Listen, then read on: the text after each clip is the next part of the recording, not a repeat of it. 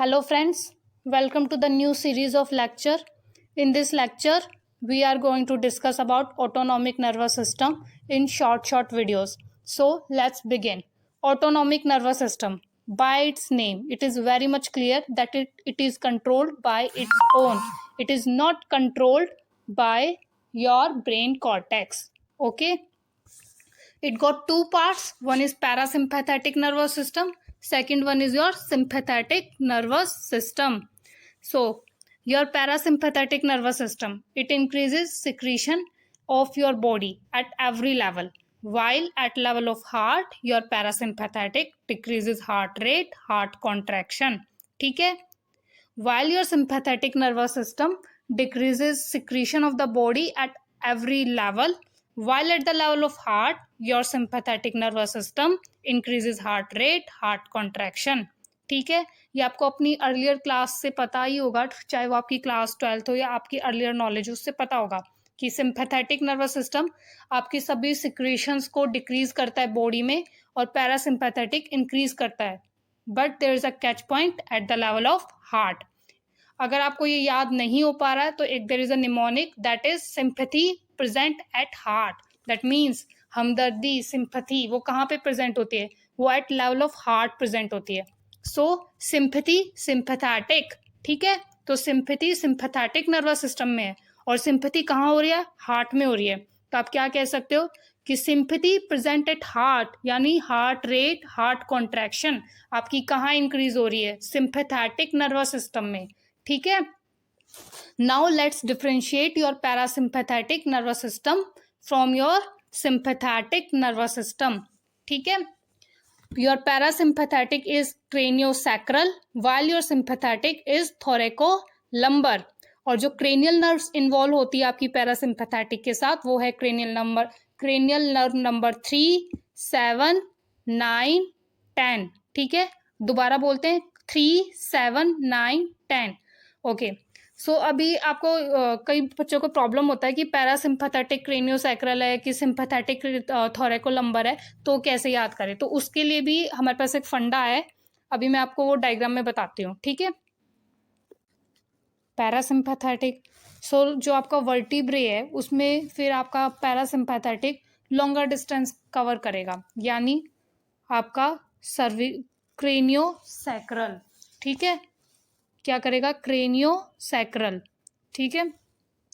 While sympathetic, जो आपका sympathetic है वो कवर करेगा आपका स्मॉलर डिस्टेंस. क्यों? क्योंकि वो शॉर्ट वर्ड है as compare to parasympathetic.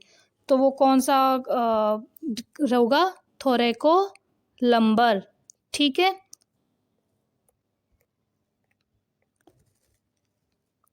Now comes pre ganglionic fibres. So आपके पैरासिम्पैथेटिक के प्री गैंग्लियोनिक फाइबर लॉन्ग होते हैं. इसका भी हमने वही फंडा लगाया है. पैरासिम्पैथेटिक एक बड़ा वर्ड है तो आपके प्री गैंग्लियोनिक फाइबर भी लॉन्ग होंगे. ठीक है. Sympathetic nervous system small word है तो आपके प्री गैंग्लियोनिक फाइबर स्मॉल होंगे. आप यहाँ पे देख पा रहे हैं ये डायग्राम मैंने पैरासिम्पैथेटिक के लिए बनाया है. आपको बहुत लॉन्ग है, ये अवे फ्रॉम योर वर्टिब्रे, इस वर्टिब्रे से दूर है. ठीक है. और आपके पोस्ट गैंग्लियोनिक फाइबर पैरासिम्पैथेटिक के स्मॉल है और साइनेप्स जो है आपका वो close to the organ of interest है और अवे फ्रॉम योर वर्टिब्रे है. ठीक है. अभी इसका उल्टा आप सिंपैथेटिक में करोगे. क्यों? क्योंकि आपका सिंपैथेटिक जो है वो एक स्मॉलर वर्ड है तो आपका ये जो प्री गैंग्लियोनिक फाइबर्स हैं ये स्मॉल हो जाएंगे vertebrae, near to the vertebrae in sympathetic. ठीक है. अब बाकी चीज़ें याद रखो ना रखो, ये सारा आपको नॉर्मल कॉमन सेंस से लगाया आपने. ठीक है. कि आपका अगर प्री गैंग्लियोनिक फाइबर्स बड़ा है पैरासिम्पैथेटिक का तो आपका पोस्ट गैंग्लियोनिक फाइबर स्मॉल हो जाएगा. आपका प्री गैंग्लियोनिक फाइबर अगर लॉन्ग है तो वर्टिब्रे से दूर होगा और आपका जो पोस्ट गैंग्लियोनिक फाइबर है वो स्मॉल होगा तो आपका जो साइनेप्स है वो ऑर्गन ऑफ इंटरेस्ट के करीब बनेगा. ठीक है. तो या फिर आप ये मेन यही याद रख सकते हो. मेन आप यही याद रखो, ज़्यादा कंफ्यूज मत हो कि जो आपका प्री गैंग्लियोनिक फाइबर है वो पैरासिम्पैथेटिक का लॉन्ग है, क्योंकि पैरासिम्पैथेटिक एक बड़ा वर्ड है। सिम्पैथेटिक का प्री गैंग्लियोनिक फाइबर स्मॉल है, क्योंकि उसका वर्ड एक छोटा वर्ड है। ठीक है, now let's discuss about the neurotransmitters. तो आपके जो पैरासिम्पैथेटिक नर्वस सिस्टम है उसका जो न्यूरोट्रांसमीटर है वो चाहे प्री गैंग्लियोनिक लेवल हो चाहे आपका पोस्ट गैंग्लियोनिक लेवल हो, आपका हम कहाँ डिस्कस कर रहे थे? पैरासिम्पैथेटिक नर्वस सिस्टम, जो आपका वो एसिटाइल कोलिन ही रहेगा, चाहे वो प्री गैंग्लियोनिक हो चाहे वो पोस्ट गैंग्लियोनिक हो। ठीक है, neurotransmitter for your parasympathetic is acetyl choline whether it is pre ganglionic और पोस्ट गैंग्लियोनिक। ये बात आप याद रख लो। ठीक है, लॉन्ग टर्म मेमोरी में चला जाना चाहिए, अभी याद होना चाहिए। ठीक है, आपका जो ये एएनएस है काफ़ी लबाइल होता है, आपको बार बार इसको रिवाइज ही करना पड़ेगा, इसका और कोई तरीका नहीं है। ठीक है, नाउ रिमेंबर इट कि जो आपका प्री गैंग्लियोनिक हो या पोस्ट गैंग्लियोनिक, आपका पैरासिम्पैथेटिक का न्यूरोट्रांसमीटर एसिटाइल कोलिन है। वहीं बात करें आपके सिम्पैथेटिक नर्वस सिस्टम की, तो आपका प्री गैंग्लियोनिक यहाँ भी एसिटाइल कोलिन है, लेकिन आपका जो पोस्ट गैंग्लियोनिक न्यूरोट्रांसमीटर है आपके सिम्पैथेटिक नर्वस सिस्टम का, वो नोरेपिनेफ्रिन है। ठीक है, क्या है? नोरेपिनेफ्रिन। ठीक है, नोरेपिनेफ्रिन आपका पोस्ट गैंग्लियोनिक न्यूरोट्रांसमीटर है। ठीक है, नाउ कम्स योर रिसेप्टर्स। तो रिसेप्टर्स जो हैं उसमें जो आपका पैरासिम्पैथेटिक नर्वस सिस्टम है उसका प्री गैंग्लियोनिक रिसेप्टर निकोटिनिक है, निकोटिनिक। ठीक है, ये हम आगे जाके डिस्कस करेंगे कि निकोटिनिक क्या है। और आपका पोस्ट गैंग्लियोनिक रिसेप्टर पैरासिम्पैथेटिक का निकोटिनिक प्लस मस्करेनिक दोनों है। ठीक है, वहीं बात करें आपके सिम्पैथेटिक की, तो आपका प्री गैंग्लियोनिक यहाँ भी निकोटिनिक है, यानी आपका भले चाहे पैरासिम्पैथेटिक हो या पैरासिम्पैथेटिक या सिम्पैथेटिक, आपका प्री गैंग्लियोनिक रिसेप्टर निकोटिनिक है। ठीक है, वहीं बात करें आपके पोस्ट गैंग्लियोनिक रिसेप्टर की, तो आपके पैरासिम्पैथेटिक का क्या है? Nicotinic plus muscarinic. While for your sympathetic nervous system के लिए आपका पोस्ट गैंग्लियोनिक रिसेप्टर अल्फा और बीटा, अल्फा एंड बीटा है। ठीक है, लेट्स अगेन डिस्कस इसको हम दोबारा से डिस्कस करते हैं। तो आपका जो अल्फा और बीटा रिसेप्टर वो किसके लिए है? Post ganglionic sympathetic nervous system के लिए है। While your post ganglionic receptor for your parasympathetic is nicotinic and muscarinic. अभी दोबारा याद करते हैं, आपका पैरासिम्पैथेटिक नर्वस सिस्टम का न्यूरोट्रांसमीटर एसिटाइल कोलिन रहेगा। ठीक है, प्री गैंग्लियोनिक और पोस्ट गैंग्लियोनिक बोथ। और वहीं आपका जो सिम्पैथेटिक नर्वस सिस्टम है उसका प्री गैंग्लियोनिक न्यूरोट्रांसमीटर भी एसिटाइल कोलिन है, लेकिन पोस्ट गैंग्लियोनिक न्यूरोट्रांसमीटर नोरेपिनेफ्रिन है। ठीक है, तो अब बात करते हैं रिसेप्टर्स की। रिसेप्टर में क्या था? निकोटिनिक था, प्री गैंग्लियोनिक था, किसके लिए? पैरा के लिए, पैरासिम्पैथेटिक के लिए भी और सिम्पैथेटिक के लिए भी। पोस्ट गैंग्लियोनिक रिसेप्टर क्या रहा आपका? Nicotinic plus muscarinic for parasympathetic nervous system, while for your sympathetic nervous system it is alpha plus beta। ठीक है, अभी हमने ये सब डिस्कस कर लिया है। अब बात करते हैं कि exception to your sympathetic nervous system, जिसमें है sweat gland and adrenal gland और रीनल ब्लड वेसल। तो स्वेट ग्लैंड में आपने देखा exception to sympathetic nervous system है। आपका न्यूरोट्रांसमीटर क्या था सिंपैथेटिक नर्वस सिस्टम में? पिछली स्लाइड में हमने देखा कि जो न्यूरोट्रांसमीटर था वो नोरेपिनेफ्रिन था। ठीक है, यहाँ पे देखा कि स्वेट ग्लैंड में आपका न्यूरोट्रांसमीटर एसिटाइल कोलिन है, जो कि पैरासिम्पैथेटिक का था। ठीक है, तो क्या रहा? स्वेट ग्लैंड का जो न्यूरोट्रांसमीटर है वो एसिटाइल कोलिन है यहाँ पे, और एड्रिनल का न्यूरोट्रांसमीटर एड्रेनलिन है, नॉर एपिनेफ्रिन नहीं है। ठीक है, रीनल ब्लड वेसल में जो न्यूरोट्रांसमीटर है वो डोपामाइन है, जो क्या करता है? एक वोसोडाइलेटर है। जब ब्लड वेसल डायलेट होएगी तो आपका ब्लड फ्लो इंक्रीज होएगा, तो आपका रीनल जो किडनी की तरफ ब्लड फ्लो है वो इंक्रीज होएगा, आपका जीएफआर इंक्रीज होगा। जब ग्लोमेरुलर फिल्ट्रेशन रेट इंक्रीज होगा तो आपका यूरिन का जो आउटपुट है वो इंक्रीज हो रहा है, डायूरेसिस होगा। ठीक है, तो ये थे कुछ exception to the sympathetic nervous system जो कि बहुत ज़्यादा इम्पॉर्टेंट है from your paper point of view, चाहे वो आपका कंपटिटिव एग्जाम हो, नीट, आईनीसेट, जेआर और एचपीएससी एग्जाम्स, और आपके जो भी यूपीएससी एग्जाम हुआ या कोई भी एग्जाम है, उसमें ये स्वेट ग्लैंड के पर्टेनिंग डेंटल में काफ़ी बार क्वेश्चन आता है।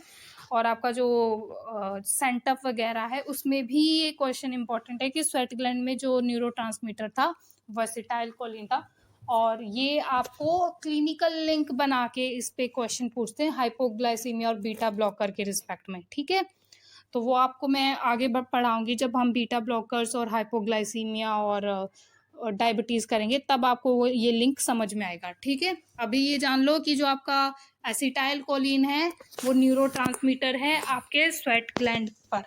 ठीक है, और आपके एड्रिनल ग्लैंड में न्यूरोट्रांसमीटर एड्रेनलिन है। ठीक है, now let's discuss about the transmission of your action potential. ठीक है, सो एक्शन पोटेंशियल का हम लोग अभी ट्रांसमिशन पढ़ेंगे। तो एक्शन पोटेंशियल का प्रोपगेशन बिटवीन टू न्यूरॉन्स। ठीक है, तो जो आपकी जो इस स्लाइड का जो पहली पिक्चर है उसमें आपका जो न्यूरॉन 1 है उसमें न्यूरोट्रांसमीटर प्रेजेंट है। कैसे? दैट मीन्स जो न्यूरोट्रांसमीटर है वो प्री साइनेप्टिक प्रेजेंट है, साइनेप्स से पहले प्रेजेंट है। और वहीं जो न्यूरॉन 2 है उस पर रिसेप्टर है, तो हम क्या कहेंगे कि रिसेप्टर पोस्ट साइनेप्टिकली प्रेजेंट है। ठीक है, डीपोलराइजेशन होने के लिए, आपका न्यूरॉन्स का डीपोलराइजेशन होने के लिए, आपके एक्शन पोटेंशियल को प्रोपगेट होने के लिए आपके जो एक्शन पोटेंशियल है उसको आना पड़ेगा प्री साइनेप्टिक मेम्ब्रेन पे। कहाँ आना पड़ेगा? प्री साइनेप्टिक मेम्ब्रेन पर आना पड़ेगा।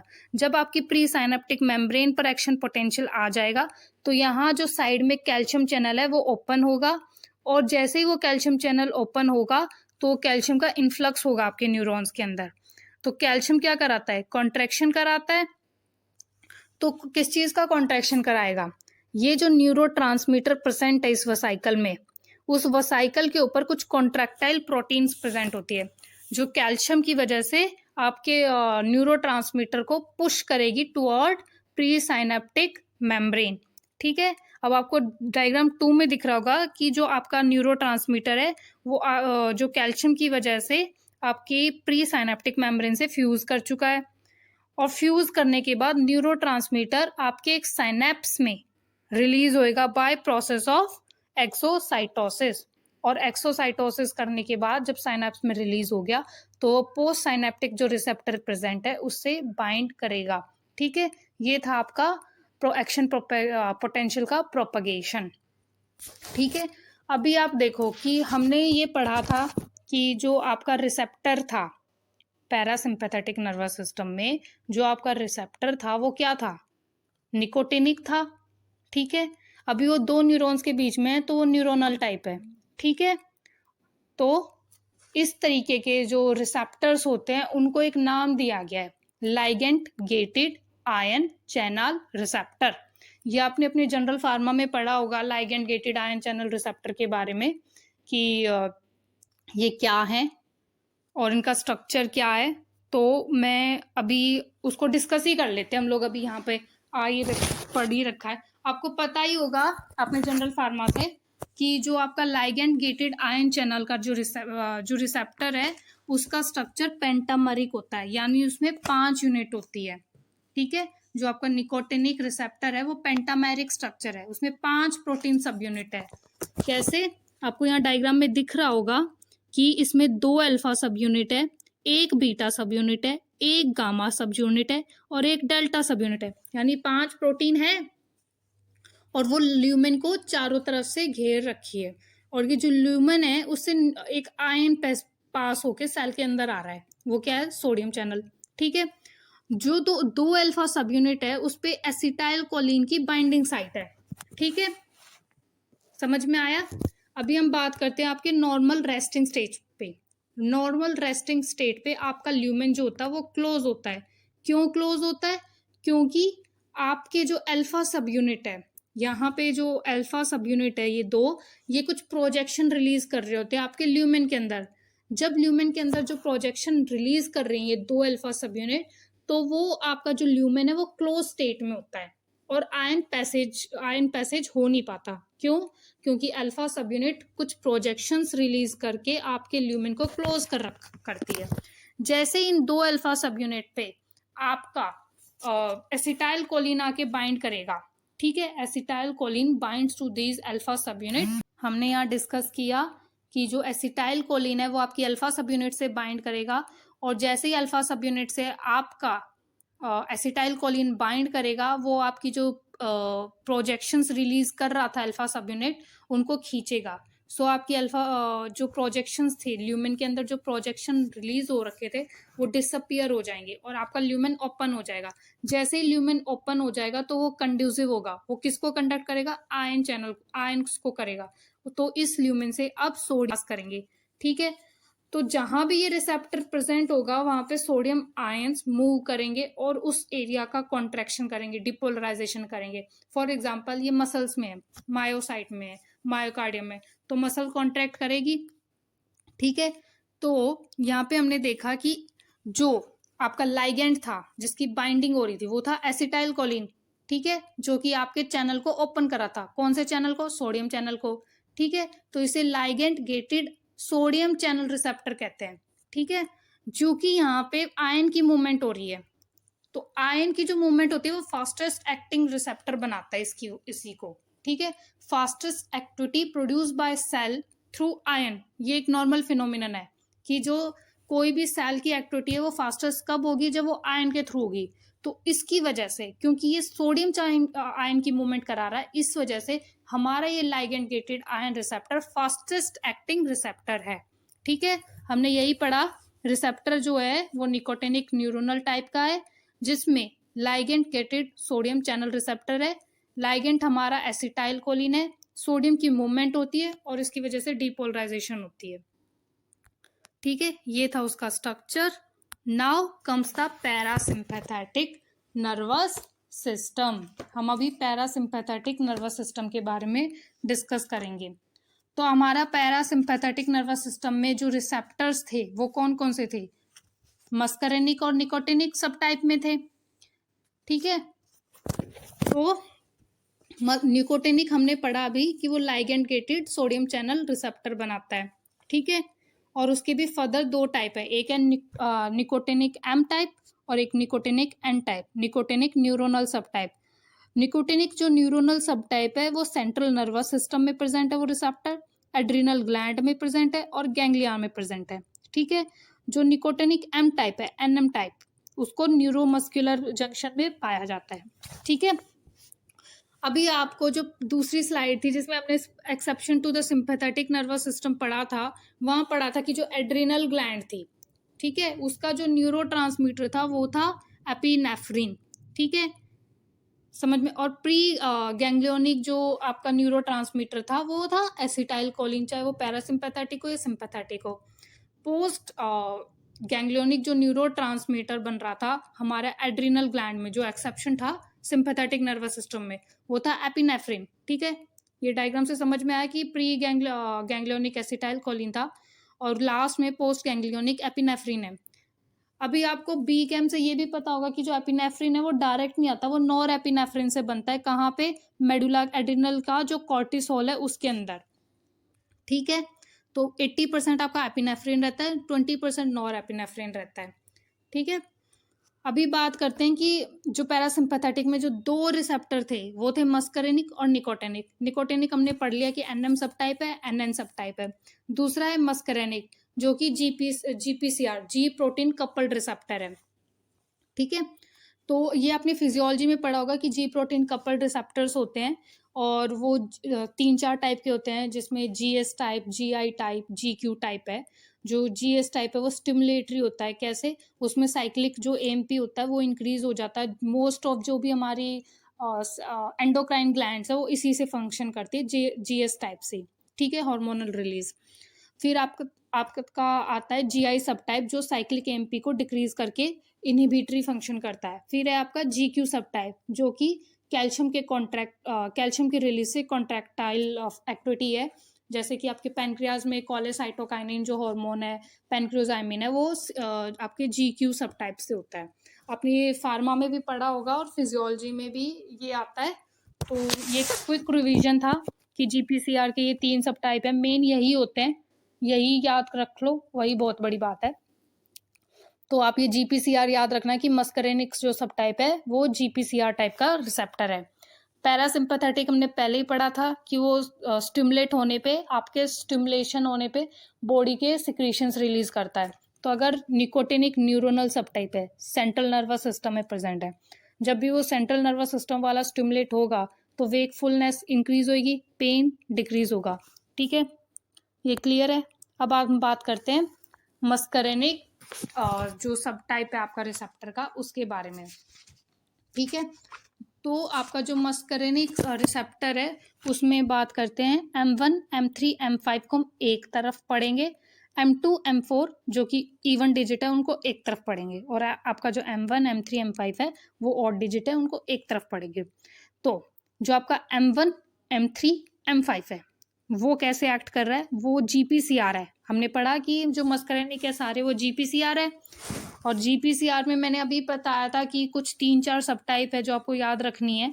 तो जो आपका M1, M3, MS है वो जीक्यू सब टाइप है मस्करेनिक में। जीक्यू कैसे एक्ट कर रहा था, कैल्शियम रिलीज करके, कैल्शियम से वो कॉन्ट्रैक्टाइल एक्टिविटी करता था। ठीक है, उसी तरीके से जो आपका M2, M4 है वो जीआई सब टाइप है, यानी वो इनहिबिटरी है। ठीक है, तो हम पहले बात करते हैं आपके M1, M3, M5 के बारे में। तो एक निमोनिक है जो आपको ये बताएगा कि कौन सा कहाँ पाया जाता है। ठीक है, निमोनिक क्या है, पहले खाओ, यानी पहले पेट पूजा, पहले खाओ। वन पे क्या है, खाओ, खाओ यानी जीआईटी, तो M1 आपका कहाँ गया, जीआईटी में। दूसरा कि जो आपका ब्रेन है वो सेंट्रल नर्वस सिस्टम है वो सबसे ऊपर है बॉडी में, तो वो भी M1 में ही है। ठीक है, तो आपका M1 में क्या आया, जीआईटी और CNS। ठीक है, फिर कहता है फिर दिल लगाओ, पहले खाना खाओ फिर दिल लगाओ, यानी जो आपका M2 है वो हार्ट पे प्रेजेंट है। ठीक है, दिख गया आपको, M2 हार्ट पे है। उसके बाद बाकी काम सब बाद में, यानी M3 यानी बाद में। तो M3 बॉडी में मोस्ट कॉमन है। ठीक है, कहाँ कहाँ पाया गया, smooth muscle, bronchi, blood vessel, detrusor muscle. ठीक है, M5 CNS, M4 also CNS। ठीक है, अब बात करते हैं कि जो आपका M3 है स्मूथ मसल में वो कॉन्ट्रैक्शन कराएगा स्मूथ मसल की। M3 में जो आपका ब्रोंकस में है तो ब्रोंको कॉन्स्ट्रिक्शन हो रहा है। डेट्रूजर में डेट्रूजर मसल कॉन्ट्रैक्ट करके आपका यूरिन सिक्रीशन इंक्रीज कर रहा है। सलाइवा में प्रेजेंट है तो सलाइवरी सिक्रीशन इंक्रीज हो रहा है। There is a catch point of M3 at level of blood vessel. Blood vessel में क्या कर रहा है, जो आपका M3 है वो कैल्शियम को रिलीज कर रहा है, बट यहाँ वो वैसो कॉन्स्ट्रिक्शन नहीं कर रहा। याद रखना कि ब्लड वेसल में आपका M3 GQ सब टाइप होने के बाद कैल्शियम रिलीज करने के बावजूद वोसो कंस्ट्रिक्शन नहीं कर रहा। वो क्या कर रहा है, आपकी जो एपिथेलियम निट्रिक ऑक्साइड सिंथेज है उसको एक्टिवेट कर रहा है, और उसको एक्टिवेट करके वो निट्रिक ऑक्साइड रिलीज कर रहा है, और निट्रिक ऑक्साइड क्या कर रहा है, वोसो डायलेशन करता है। ये आपको पता ही है। ठीक है, M3 में जो ब्लड वेसल है वो वासो डायलेशन करती है, क्यों, क्योंकि वो निट्रिक ऑक्साइड रिलीज कर रही है। ठीक है, अब बात करते हैं आपके M2 सब टाइप में। M2 और M4 जो कि GI सब टाइप है। GI है तो पोटेशियम चैनल ओपनर है। ठीक है, और ये प्री साइनेप्टिकली प्रेजेंट होते हैं। यहाँ पे हमने एक डायग्राम बना रखा है, सॉरी यही है, ये रहा डायग्राम। आपने यहाँ पे देखा कि प्री गैंग्लियोनिक जो न्यूरोट्रांसमीटर है वो प्रेजेंट था। पोस्ट गैंग्लियोनिक रिसेप्टर है जहाँ पे एसिटाइल कोलिन को बाइंड करना है, जो न्यूरोट्रांसमीटर है। हो क्या रहा है, जो आपका M2 है वो प्री साइनेप्टिकली जो रिसेप्टर है वहाँ प्रेजेंट है। ठीक है, तो आपको यहाँ दिख रहा होगा कि प्री साइनेप्टिक M2 का रिसेप्टर है, और उस पे एसिटाइल कोलिन जो पोस्ट साइनेप्टिक रिसेप्टर है उसकी जगह बाइंड करने के बजाय प्री साइनेप्टिक जो रिसेप्टर है उस पे बाइंड कर रहा है, ठीक है, और वो अपनी ही रिलीज को अब इनहिबिट करने लग गया है, ठीक है। आपको समझ में, ये न्यूरोट्रांसमीटर है प्री साइनेप्टिकली, वो उसको बाइंड करना था पोस्ट साइनेप्टिकली इस रिसेप्टर से, लेकिन वो आपका जो M2 सब टाइप का रिसेप्टर निकला। आपको बात कर रहे हैं M2 सब टाइप की, तो M2 सब टाइप का जो रिसेप्टर हो प्री साइनेप्टिकली यहाँ प्रेजेंट है। जिस न्यूरोट्रांसमीटर को यहाँ बाइंड करना था पोस्ट साइनेप्टिकली, वो यहाँ बाइंड करने की बजाय यहाँ प्री साइनेप्टिकली बाइंड करने लग गया, ठीक है। और वो क्या करेगा, जो अपनी ही सिक्रीशन को इनहिबिट करेगा, यानी जो आपका न्यूरोट्रांसमीटर है वो अब रिलीज नहीं होगा, ठीक है, वो अब रिलीज नहीं होगा। तो क्या होगा कि जो आपका M2 सब टाइप है वो हार्ट पे प्रेजेंट है, ठीक है, हार्ट पे प्रेजेंट है, प्री साइनेप्टिकली है, और वो अपनी ही रिलीज यानी एसिटाइल कोलिन की रिलीज को इनहिबिट कर गया। तो क्या होगा, जब एसिटाइल कोलिन की रिलीज इनहिबिट कर रहा है हार्ट के लेवल पे, तो हार्ट रेट डिक्रीज होगा, हार्ट ब्लॉक के चांसेस इंक्रीज हो गए हैं, ठीक है। तो बेसिकली यहाँ पे ये फंडा हो रहा है, ठीक है। और आपका GI सब टाइप है वो पोटेशियम चैनल ओपनर है, M1 M4 पे है, प्री साइनेप्टिकली प्रेजेंट है, जैसा कि हमने पढ़ा, एसिटाइल कोलिन की रिलीज को डिक्रीज करके हार्ट रेट और हार्ट ब्लॉक के चांसेस इंक्रीज कर रहा है, ठीक है। और आपका GQ सब टाइप कौन सा था, M1 M3 M5, जो कैल्शियम की रिलीज करा रहा था, ठीक है। नाउ हम बात करते हैं अब पैरासिम्पैथेटिक में एसिटाइल कोलिन, जो कि मेन आपका न्यूरोट्रांसमीटर है और वो साइनेप्स में रिलीज हो रहा है। अभी वो साइनेप्स में रिलीज हो रहा है, लेकिन साइनेप्स में हमारी एक एंजाइम होती है एसिटाइल कोलिन एस्ट्रेज। कौन सी एंजाइम है, एसिटाइल कोलिन एस्ट्रेज। उसका काम क्या है, वो एसिटाइल कोलिन के साथ बाइंड करेगी और उसको मेटाबोलाइज कर देगी। तो आपका एसिटाइल कोलिन लॉन्ग का एक्शन शॉर्ट एक्टिंग हो जाएगा, वो ज़्यादा टाइम तक आपके साइनेप्स में होगा ही नहीं और आपका रिसेप्टर से भी अब बाइंड नहीं करेगा, ठीक है। Now let's discuss about your acetyl choline esterase enzyme. जो हमारी एसिटाइल कोलिन एस्ट्रेज एंजाइम थी उसके दो पार्ट्स हैं, उसको बाइंड करना है ना हमारे एसिटाइल कोलिन से, तो वो दो जगह बाइंड करती है, उसकी दो बाइंडिंग साइट है, एक एस्ट्रेटिक साइट, दूसरी अनाइनिक साइट। अब बात कर लेते हैं हमारे एसिटाइल कोलिन की। एसिटाइल कोलिन हमारे दो स्ट्रक्चर से बनता है, एसिटाइल कोएंजाइम ए और पॉजिटिवली चार्ज हमारा कोलिन स्ट्रक्चर। और जैसा कि हमने पढ़ा, जो हमारी ये एस्ट्रेज एंजाइम है इसके पास दो साइड्स हैं, एक एस्ट्रेटिक साइट, दूसरी अनाइनिक साइट, जिसपे नेगेटिव चार्ज है, ठीक है। तो जो नेगेटिव चार्ज साइट है वो आपके कोलिन से बाइंड करेगी, क्यों, क्योंकि उसके पास पॉजिटिव चार्ज है। और एसिटाइल कोलिन के पास जो बॉन्डिंग है वो एस्टर बॉन्ड की है, तो आपका जो एस्ट्रेटिक साइट है वो इस एस्टर बॉन्ड को ब्रेक करेगी तो क्या होगा, हमारा एसिटाइल कोलिन रिलीज होगा, कोलिन रिलीज होके प्लाज्मा में चला जाएगा, ठीक है। ये एक चीज है, जब आपका एसिटाइल कोलिन बनता है ना तो वो प्लाज्मा से बनता है, और जो आपका कोलिन आने लगता है, जब एसिटाइल कोलिन बनता है तो उसका जो कोलिन का जो रेट लिमिटिंग स्टेप है, एसिटाइल कोलिन की जो सिंथेसिस है उसका रेट लिमिटिंग स्टेप ही यही है कि reuptake into neuron for acetyl choline synthesis. क्या कि जब हमारा एसिटाइल कोलिन बनता है उसका जो पूरी क्या बोलते हैं बायोकेमिकल जो स्टेप है उसका रेट लिमिटिंग स्टेप यही है कि एसिटाइल कोलिन जब ये एंजाइम से टूटता है और उसका जो रीअपटेक न्यूरॉन करेगी, प्लाज्मा से न्यूरॉन में अपटेक करेगी, जो ये एंजाइम के टूटने की वजह से जो वो प्लाज्मा में जाएगा और उसको फिर प्लाज्मा से न्यूरॉन में हम जाएगा और अब दोबारा से एसिटाइल कोलिन बनाएगा हमारा ये कोलिन, ये उसका रेट लिमिटिंग स्टेप है, ठीक है। Now comes your acetyl choline, कि जब हमारा एसिटाइल कोलिन साइनेप्स में रिलीज हुआ और उसको खतरा रहता है कि एसिटाइल कोलिन एस्ट्रेज एंजाइम का, ठीक है। अब हमें चाहिए कि हमें तो भाई एसिटाइल कोलिन बॉडी में चाहिए, उसका एक्शन चाहिए, उसका कोलिनर्जिक एक्शन चाहिए। तो क्या होगा, हमारी बॉडी में बाहर से कुछ ऐसे ड्रग देते हैं कि बॉडी में एसिटाइल कोलिन बन ही नहीं रहा, ऐसे ड्रग दे डालो जो एसिटाइल कोलिन के लेवल्स को बॉडी में इंक्रीज करो। तो इंक्रीज करने के कौन कौन से लेवल है? पहला कि जो एसिटाइल कोलिन किससे मेटाबोलाइज हो रहा था, इस एस्ट्रेज एंजाइम से हो रहा था, तो हम एक ऐसा ड्रग देते हैं जो इस एंजाइम को इनहिबिट करे, यानी acetyl choline esterase enzyme inhibitors.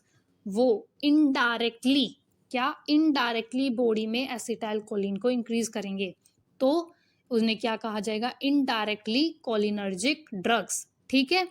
दूसरा आता है निकोटिनिक और मस्करेनिक एगोनिस्ट, जो और ड्रग्स आपके निकोटिनिक और मस्करेनिक रिसेप्टर को स्टिमुलेट करे, वो डायरेक्ट कोलिनर्जिक ड्रग्स होते हैं। ठीक है। Now comes about your botulinum toxin, और ये प्री फॉर्म टॉक्सिन है। ठीक है। तो ये बोटालिनम टॉक्सिन क्या करता है, ये एसिटाइल कोलिन की रिलीज को इनहिबिट करता है। कैसे? प्री साइनेप्टिक, यानी जो साइनेप्स से पहले ही जो मेम्ब्रेन है उससे बाहर ही नहीं निकलने देगा। ठीक है।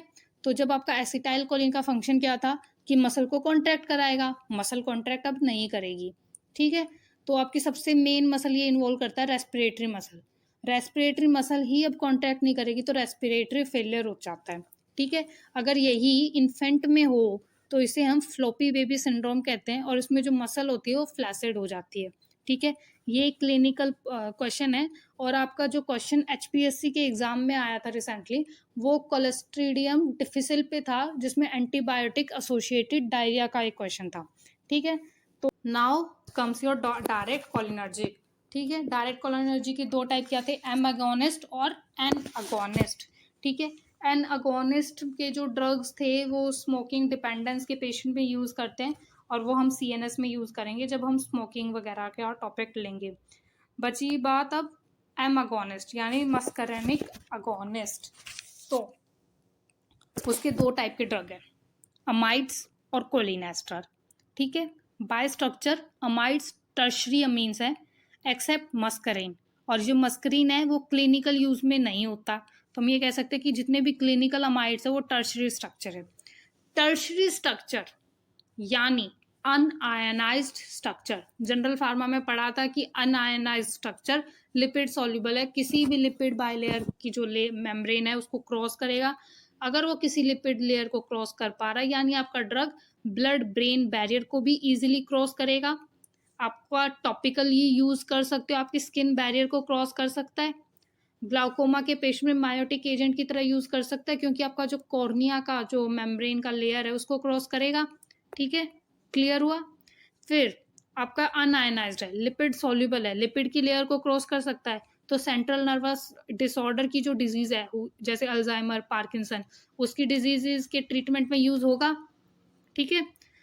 तो अगर आपने ये डिजीज किसी पेरिफेरल कंडीशन के लिए यूज, कोई पेरिफेरल कंडीशन है उसमें यूज कर लिए इस टाइप के ड्रग, तो क्या होगा, ब्रेन में साइड इफेक्ट आएंगे, सेंट्रल नर्वस सिस्टम में साइड इफेक्ट आएंगे। ठीक है।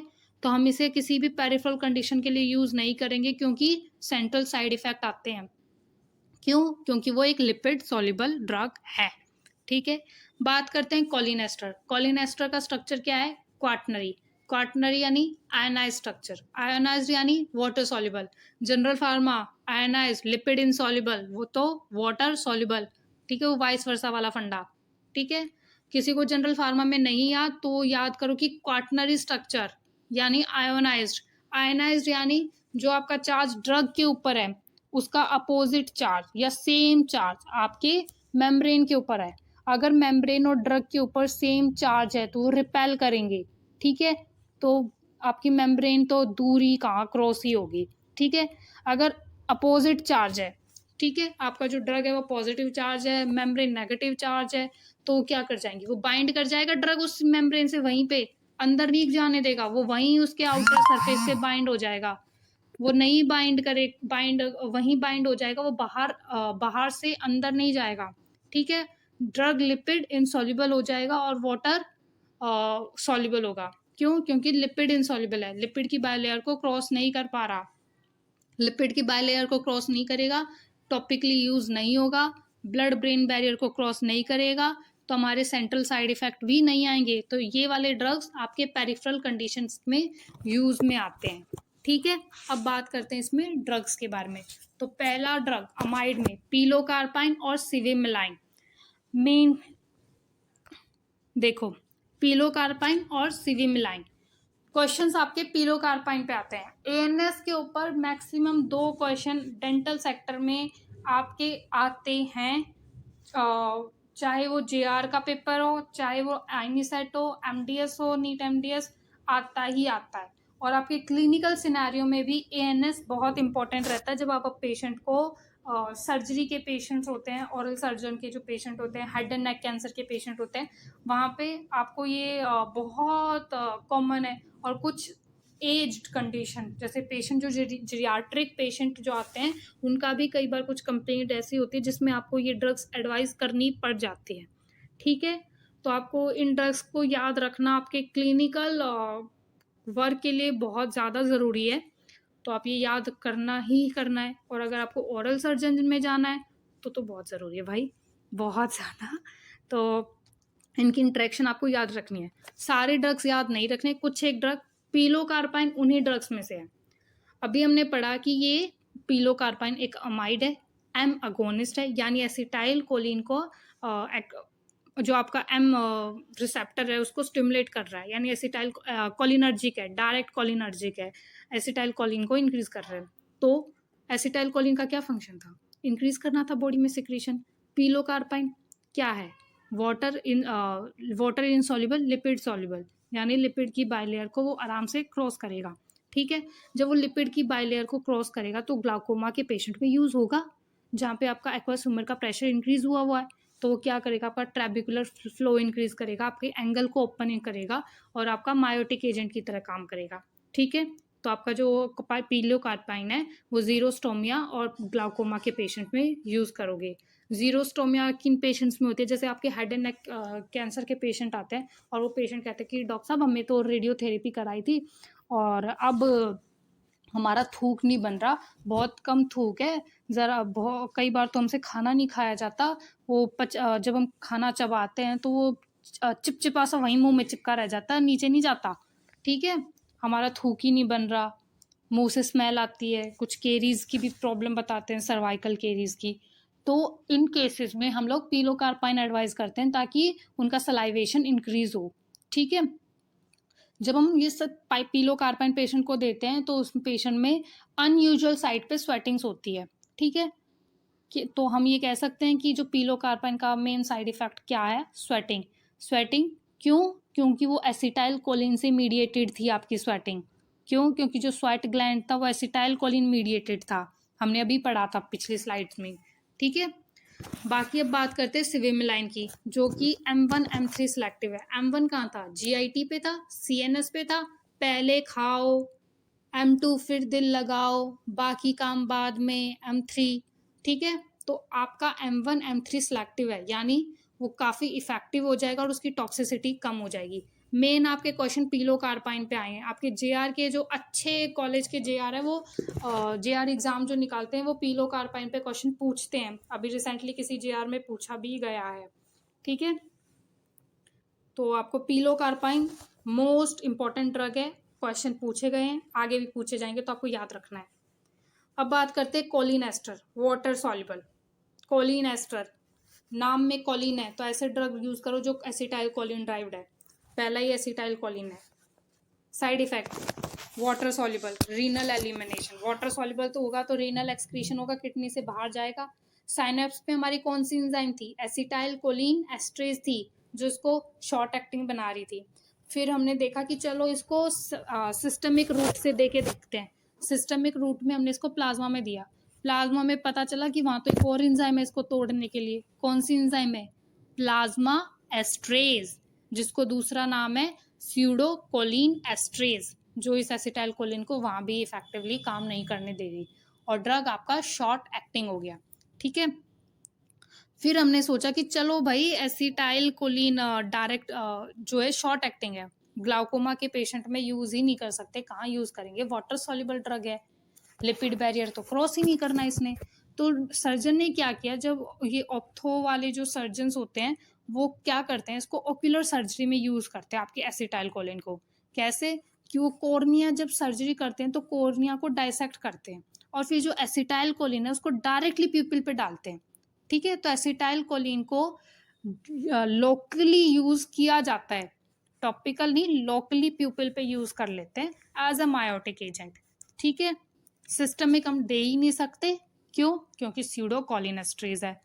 फिर हमने इसमें कुछ फेरबदल किया, जैसे मिथाइलेशन किया हमने एसिटाइलकोलिन का और एक मेथाकोलिन नाम का ड्रग बना डाला।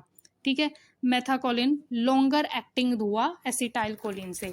और क्यों हुआ? क्योंकि हमने उसे जो प्लाज्मा में एंजाइम थी स्यूडोकोलिन एस्ट्रेज, उससे रेजिस्टेंस दी। फिर सोचा चलो दोनों एंजाइम से ही रेजिस्टेंस दिलवा देते हैं, चाहे वो आपकी साइनैप्स की एसिटाइलकोलिन एस्ट्रेज हो या स्यूडोकोलिन एस्ट्रेज हो आपके प्लाज्मा की। तो हमने 2 ड्रग्स बनाए जिनका नाम था कार्बाकोल और बिथेनकोल। ठीक है, तो ये आपके एसिटाइलकोलिन से ज़्यादा लॉन्ग एक्टिंग हुए, पर अभी भी शॉर्ट एक्टिंग है। क्यों? क्योंकि वाटर सॉल्युबल है, किडनी से एक्सक्रीट हो रहे हैं।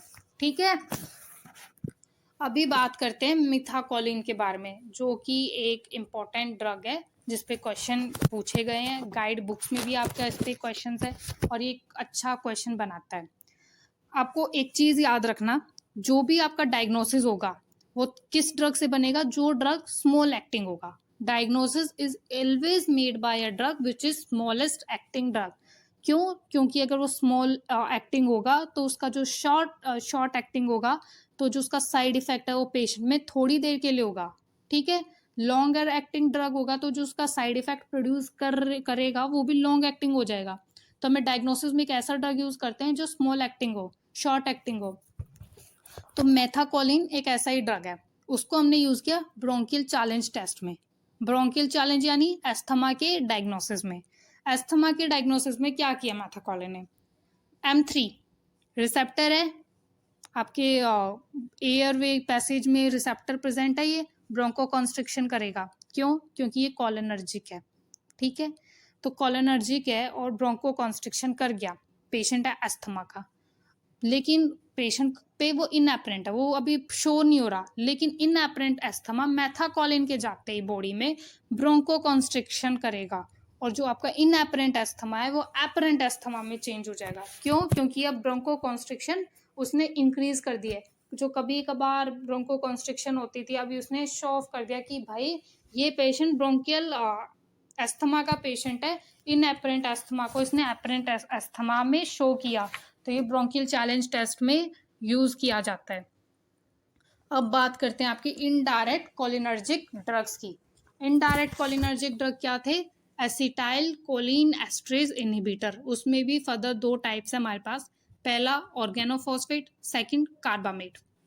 तो ऑर्गेनोफॉस्फेट नाम से ही पता चल रहा है ऑर्गेनोफॉस्फेट कि ये वो ड्रग्स हैं जो फार्मर्स के अप्रोच में ज़्यादातर रहते हैं। क्यों? क्योंकि फार्मर्स इंसेक्टिसाइड यूज़ करते हैं।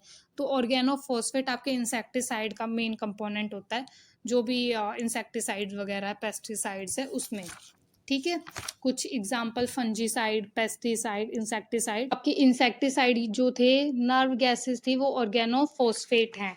पेशेंट जनरली फार्मर्स वगैरह ही आते हैं और वो ओवर टॉक्सिसिटी की वजह से आते हैं। ऑर्गेनोफॉस्फेट आजकल आपको पता ही होगा, ये फार्मर्स सुसाइड कमिट कर रहे हैं तो अपना जो भी घर में नज़दीक की चीज़ अवेलेबल होगी वही खाएंगे, तो वो इंसेक्टिसाइड खा लेते हैं जो कि आपका ऑर्गेनोफॉस्फेट है। ठीक है, तो ऑर्गेनोफॉस्फेट एक्चुअल में एसिटाइलकोलिन एस्ट्रेज की जो आपकी एंजाइम है उसको इनहिबिट करती है। कैसे इनहिबिट करती है? आपको याद होगा कि एसिटाइलकोलिन एस्ट्रेज की जो एंजाइम थी उसके 2 साइड थे, एक एस्ट्रेटिक साइड थी, दूसरी अमाइनिक साइड थी। जो भी रिएक्शन होता है उसके लिए हमें बाइंडिंग करवानी पड़ती है, तो आपका ऑर्गेनोफॉस्फेट आपकी एसिटाइलकोलिन एस्ट्रेज एंजाइम से बाइंड करेगा। कहाँ पे बाइंड करेगा? आपकी जो एस्ट्रेज एंजाइम थी उसके पास एक एस्ट्रेटिक साइड थी, उससे बाइंड करेगा। कैसे? फॉस्फेट बॉन्ड से। ठीक है, कुछ टाइम बाद आपका फॉस्फेट बॉन्ड वहां से रिमूव होता है और उसकी जगह स्ट्रॉन्गर बॉन्ड आ जाते हैं। इसे एजिंग ऑफ एंजाइम कहते हैं, एजिंग ऑफ एसिटाइलकोलिन एस्ट्रेज। ठीक है, और बाइंडिंग इरिवर्सिबल हो जाती है। जनरल फार्मा में और आपकी पूरी फार्मा में एक बात याद रखना कि जो भी आपके ड्रग्स की और सबस्ट्रेट की बाइंडिंग है हर जगह रिवर्सिबल है। कुछ जगह ही इरिवर्सिबल है, और ये बाइंडिंग ऑर्गेनोफॉस्फेट की और एसिटाइल कोलिन एस्ट्रेज एंजाइम की बाइंडिंग इरिवर्सिबल है। ठीक है, तो आपका जो ऑर्गेनोफॉस्फेट है वो इरिवर्सिबल इनहिबिटर्स हैं आपकी एसिटाइल कोलिन एस्ट्रेज एंजाइम के। ठीक है, अभी आपने यहाँ से देखा कि जो हमारा ऑर्गेनोफॉस्फेट था उसने सिर्फ एस्ट्रेटिक साइट से बाइंड किया। आपका जो दूसरा अनायनिक साइट है उसका तो ओपन स्पेस है। तो अगर हम पेशेंट ने टॉक्सिसिटी करके आया कि भाई इंसेक्टिसाइड खा पी के आया, तो क्या होगा?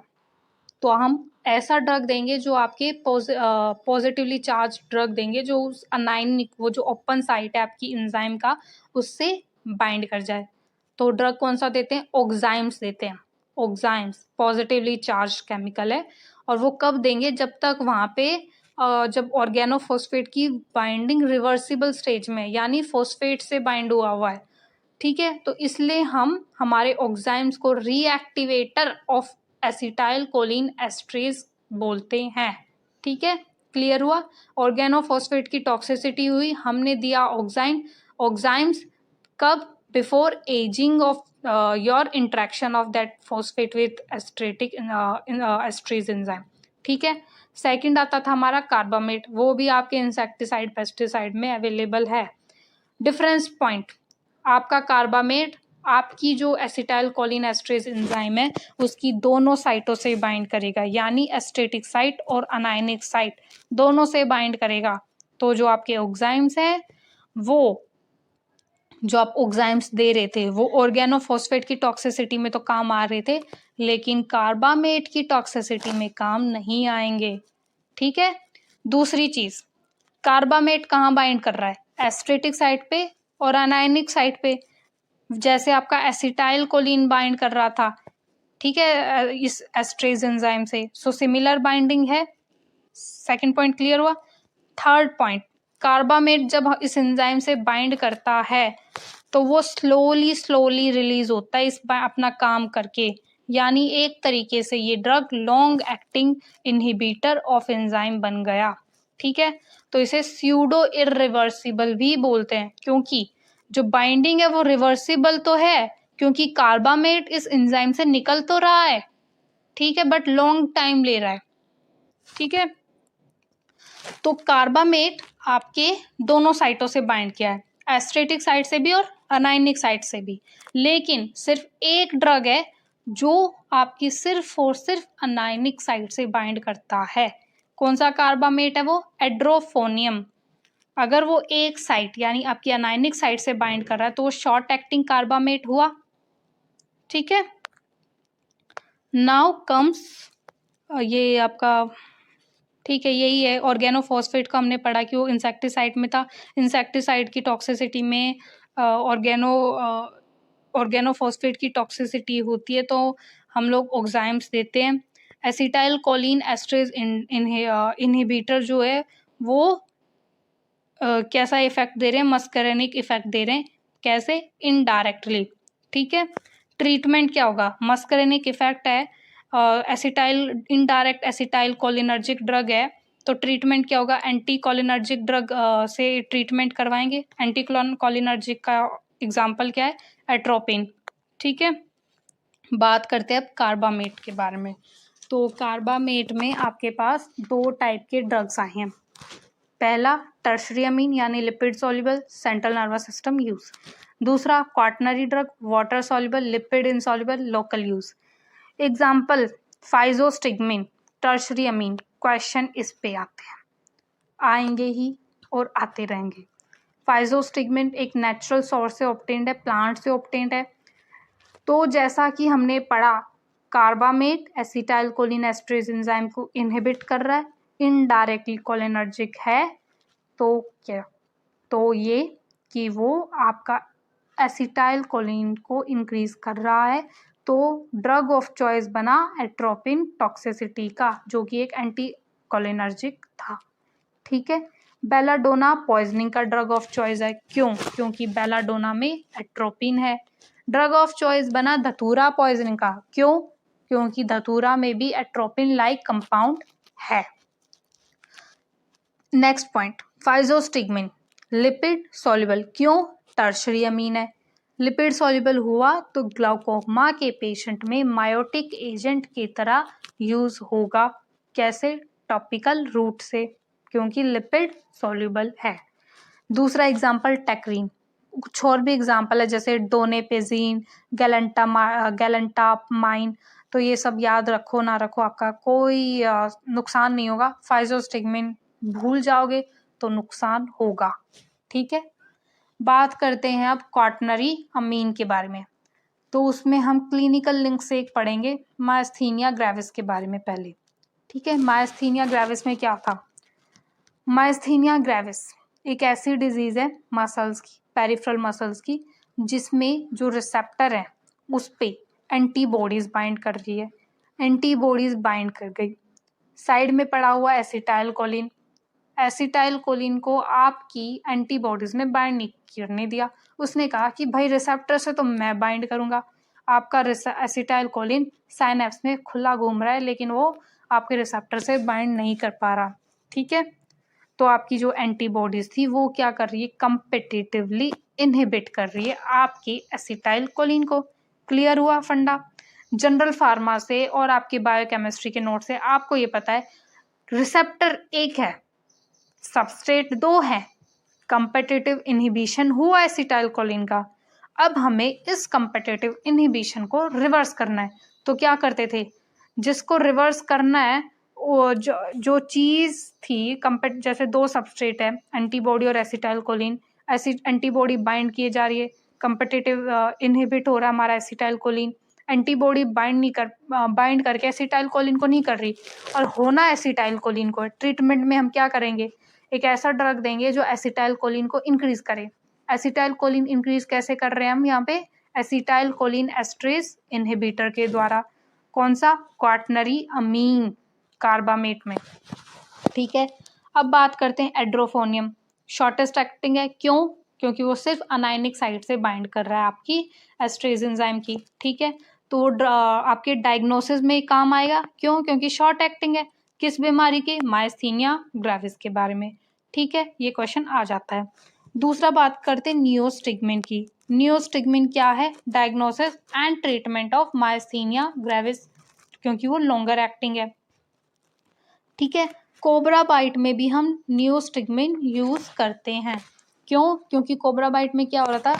एक न्यूरोटॉक्सिन रिलीज करता है कोबरा की, जो स्नेक वेनम है, कोबरा का वेनम है, उसमें न्यूरोटॉक्सिन रिलीज होता है, जो कि क्या कर रहा है? आपके पोस्ट साइनेप्टिकली जो आपका पैरासिम्पैथेटिक न्यूरॉन है उसको अफेक्ट कर रहा है, यानी रेस्पिरेटरी पैरालिसिस होगा, मसल्स कॉन्ट्रैक्ट नहीं कर पाएंगी। तो हम नियोस्टिग्मिन देते हैं। वो क्या थी? इनडायरेक्टली कोलिनर्जिक ड्रग्स थी। इनडायरेक्टली एसिटाइल कोलिन को इंक्रीज करी थी। कैसे?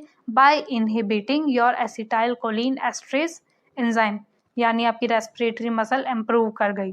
ठीक है, दूसरा यूज गैस्ट्रोपैरेसिस, ब्लैडर एटोनी, जहाँ पे आपके ये मसल कॉन्ट्रैक्ट नहीं कर पा रहे, पैरालिटिक इलियस यहाँ पे कॉन्ट्रैक्शन कम हो रखा है, तो यहाँ पे कॉन्ट्रैक्शन करवा के आपका इंक्रीज कॉन्ट्रैक्टेबिलिटी करवाता है आपका नियोस्टिग्मिन। ठीक है, दूसरा यूज था आपका नॉन डीपोलराइजिंग मसल रिलैक्सेंट भी, sorry non depolarisation muscle relaxant inhibitor. ठीक है, ये हम आगे पढ़ेंगे जब हम ये टॉपिक्स क्लियर करेंगे, ये मसल रिलैक्सेंट वाले टॉपिक्स। ठीक है, आज के लेक्चर में यहीं तक। नेक्स्ट टॉपिक में हम एंटी कोलिनर्जिक ड्रग ही करेंगे। ठीक है, ओके गाइस, बाय।